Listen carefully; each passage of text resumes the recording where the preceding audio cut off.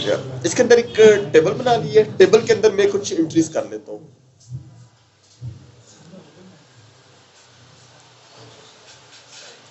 और वो एंट्रीज मैं डेटा ग्रिड के अंदर शो करूंगा।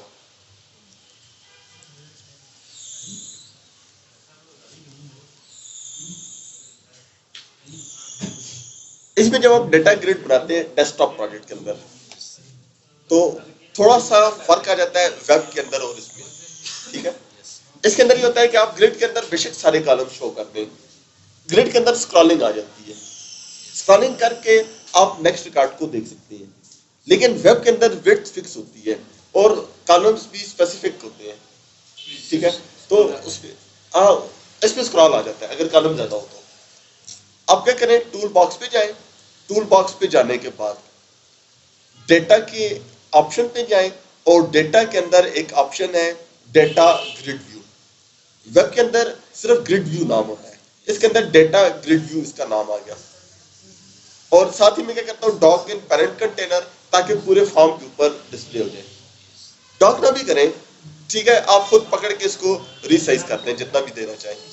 डॉक से ये होगा कि जितना फॉर्म होगा उस हिसाब से इसको रिसाइज किया जाएगा। फॉर्म के बिल्कुल टॉप का एरिया भी आपको नजर आ रहा है, बाकी जो एरिया है वो ग्रिड है। फॉर्म के टॉप के ऊपर डबल क्लिक कर लें, फॉर्म का लोड इवेंट बन जाएगा। सही है, इसके अंदर भी कोडिंग सेम होगी, थोड़ा बहुत फर्क आ जाएगा। और इसमें कॉलम्स को प्री डिफाइन रखने की जरूरत नहीं है, वैसे इसमें भी ऑप्शन होती है एडिट कॉलम्स की। ठीक है, लेकिन मैं अभी फिलहाल एडिट कॉलम्स को यूज नहीं कर रहा। ठीक है, कॉलम्स रन टाइम पे जनरेट होंगे। फॉर्म का लोड इवेंट आ गया, सबसे टॉप के ऊपर हेडर फाइल डाल दी using system dot data dot SQL client. System dot data already include है, ठीक है, वो दोबारा इंक्लूड नहीं किया। System dot data dot SQL client को मैंने इंक्लूड किया है। ठीक है, फिर मैं फॉर्म के लोड इवेंट के ऊपर डिफाइन करता हूं एसक्यूएल कनेक्शन को।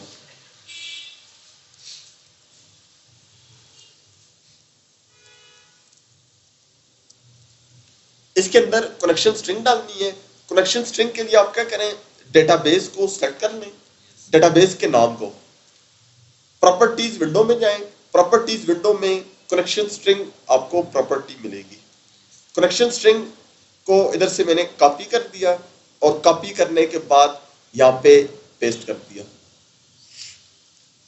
इसके अंदर आपने कनेक्शन स्ट्रिंग के अंदर क्या काम करना है, एक तो डबल कोट्स हटाने हैं दरम्यान में जो आ रहे हैं,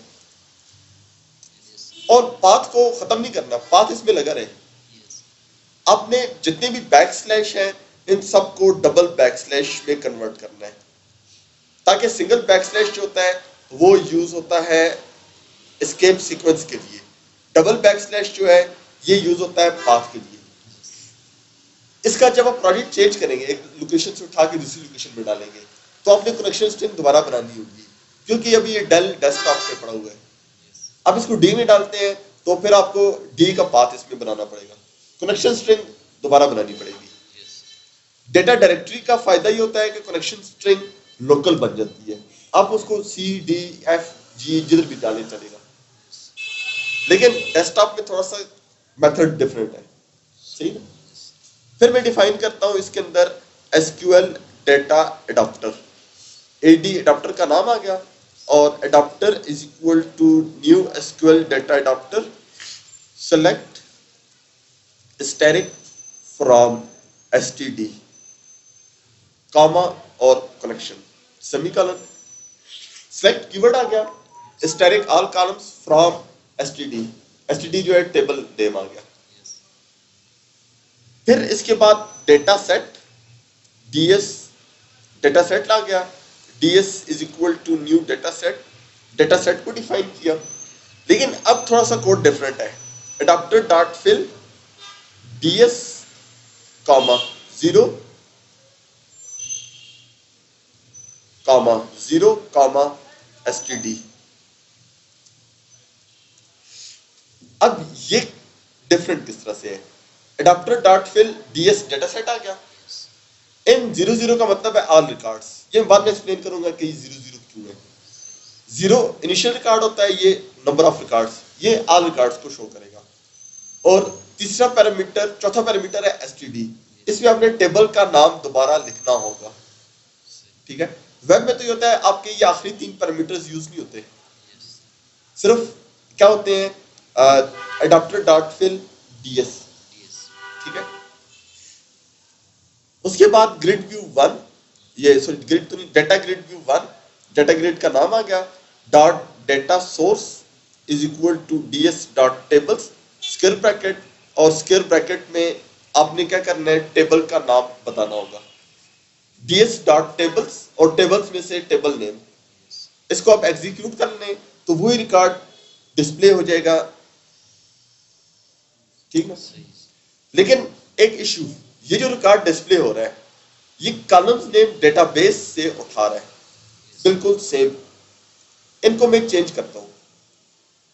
ये जो सिलेक्ट की कमांड लगी हुई है, इस कमांड के अंदर जहां पे लिखा था स्टैटिक, स्टैटिक को हटाएं, यहां पर मैं लिखता हूं रोल अंडरस्कोर NO, ये बेसिकली क्या है, कॉलम का नाम है।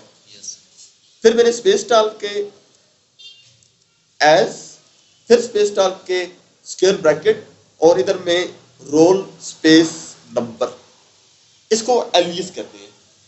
हमने ओरिजिनल नेम चेंज कर दिया, ठीक है। फिर comma name as student name, फिर comma f underscore name as square bracket के अंदर father name, comma DOB as date of birth. आखिरी कॉलम के बाद कॉमा नहीं डालना, ठीक है। सिर्फ चेंज क्या होगी, सिलेक्ट कॉलम का नेम एज, फिर रोल नंबर, ये जो वो नाम है जो आप ग्रिड में डिस्प्ले करेंगे, प्रॉपर नाम। फिर कॉमा डाल के name as student name, comma डाल के f name, f underscore name था as father name, DOB as date of birth from STD। दोबारा इसको मैं एग्जीक्यूट करता हूं तो अब ग्रिड के अंदर ये टाइटल्स भी चेंज शो कर रहे हैं, सही है ना। तो ये इसमें टॉपिक आज देख लेने दोनों, ठीक है।